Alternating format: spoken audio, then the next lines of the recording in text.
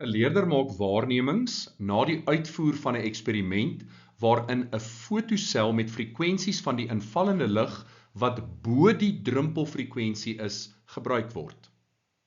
Evalueer telkens watter van die volgende waarnemings korrek is.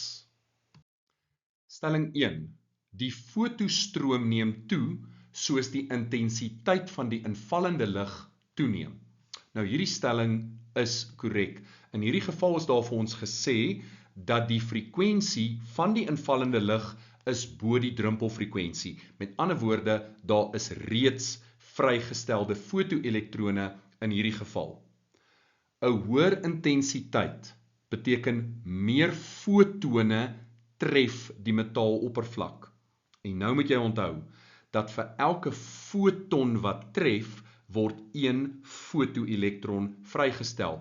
'n Hoër intensiteit beteken meer fotone en vir elke addisionele foton wat die metaaloppervlak tref, is daar 'n addisionele fotoelektron wat vrygestel word.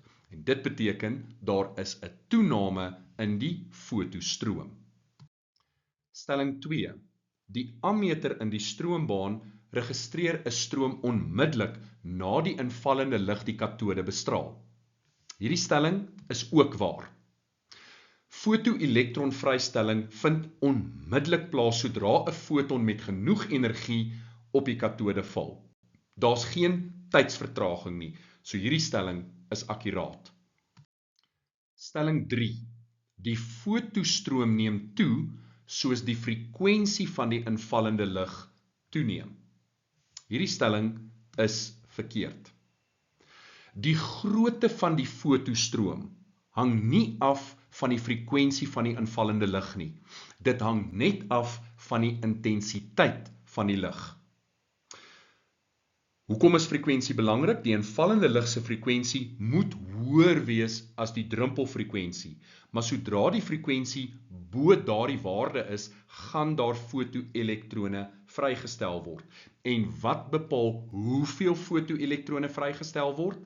Die intensiteit van die lig. So in hierdie geval gaan die fotostroom nie toeneem of afneem soos wat die frekwensie van die invallende lig toeneem of afneem nie.